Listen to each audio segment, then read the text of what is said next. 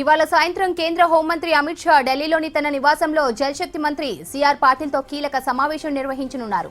సమావేశానికి సీనియర్ ప్రభుత్వ అధికారులు హాజరు కానున్నారు. సింధు జల ఒప్పందం సస్పెన్షన్ పై చర్చించనున్నారు.